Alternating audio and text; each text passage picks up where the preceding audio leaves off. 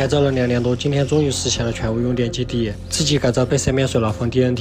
最近总算解决了安全用电的问题。之前已经改造好了一间套房，但因为没有接地保护，热水器一直不敢用，每次洗澡只能用传统的方式柴火烧水、露天淋浴。这次一定要解决这个问题。接地的钢筋一头需要打磨成尖，这样在插入土壤时更为省力。这次接地的位置我选在鱼池的旁边，因为房屋周围都是风化石层，如果在风化石上效果达不到预期。更重要的是，想要把钢筋插入风化石层1.5米，徒手根本不行。唯一只有鱼池这里，之前挖机挖了有2米多的深度，后来改造又觉得鱼池太深太大不安全，才回填的泥土。希望打钢筋的时候不要打在回填的石头上就好了。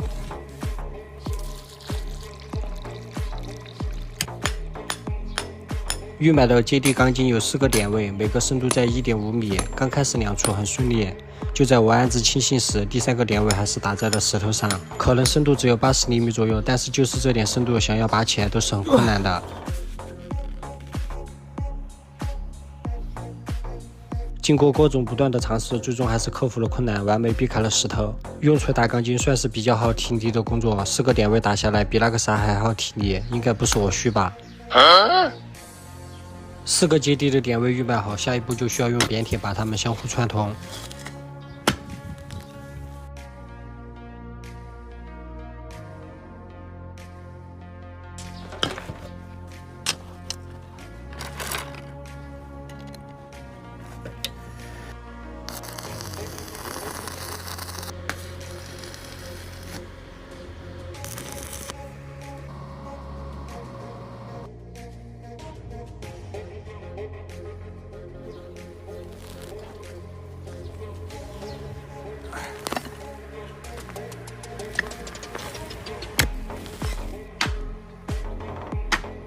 4个点位相互串通之后，还需要交叉焊接，这样形成一个长为2.4米、宽为1.2米的菱形，并且焊接的点位为了之后稳定牢固，还需要搅拌烧灰使其凝固。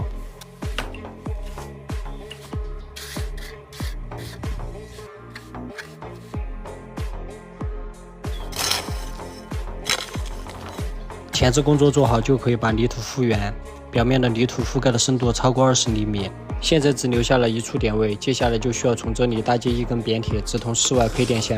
看过之前房屋改造线路应该清楚，其实1楼配电箱距离这里是最近的。原先我计划也是接地先到1楼，再分配到室外和2楼配电箱，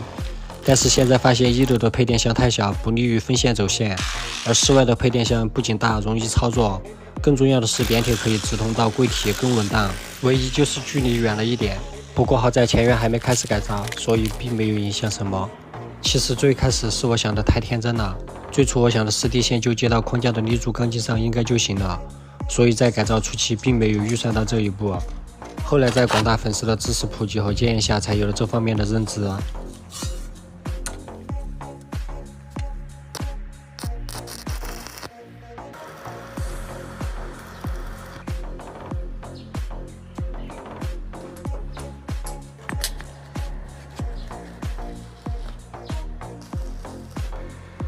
接地到配电箱有接近16米的距离，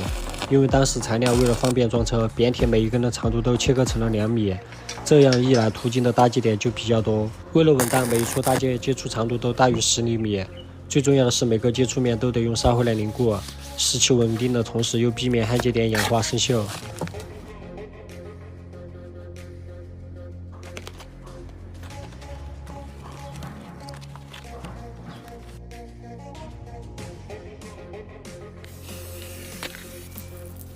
千算万算，实际操作下来，长度还是计算失误。扁铁到配电箱还差4米的材料，只能明天再跑一趟了。今天时间还早，先拆个快递，再给植物来一次人工降水。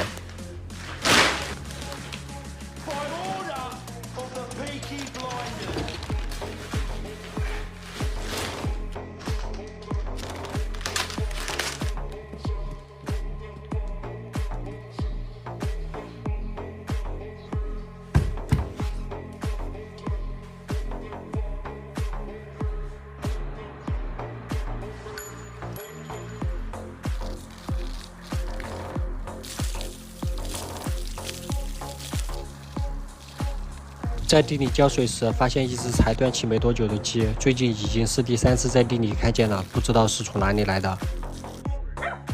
万万没想到晚上就破案了，别人已经找上门，原来都是狗干的，前后已经遭了几只鸡了，最终协商赔了600块钱。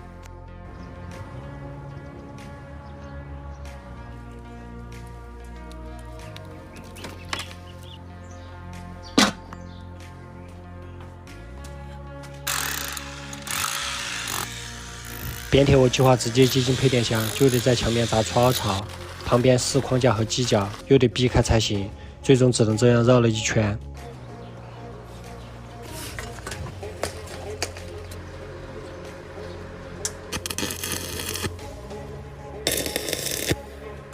没想到就是绕的这一圈，让我的工作难度提升了几倍。变铁的宽度是3厘米，想要从地面绕到墙面，还要带90度的转弯，一度让我陷入了沉思。为了能解决这个问题，我把变铁割成了几节来拼接，并且每一节还需要根据弧度以及角度手工敲击，确保接触面大于10厘米的同时又可以吻合。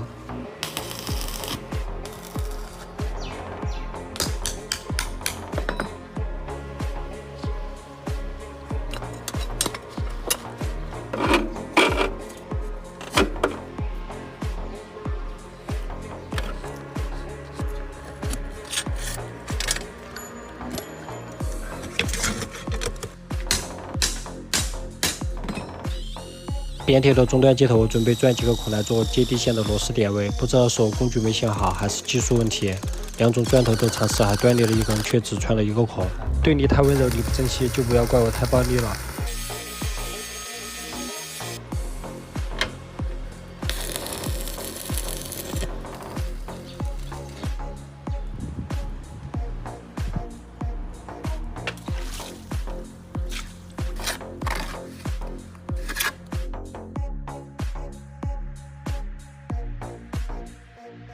最终还是克服了种种困难，总算把接地变铁成功引入到配电箱了。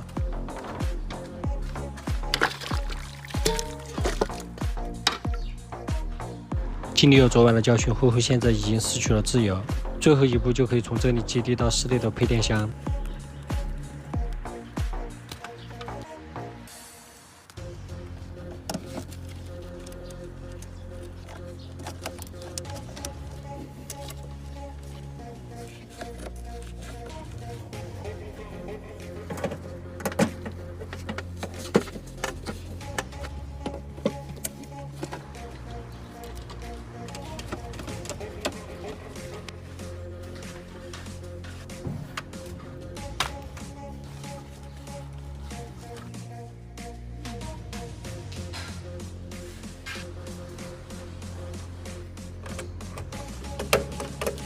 现在全屋3处配电箱终于实现了接地保护，你们觉得我这样有效果吗？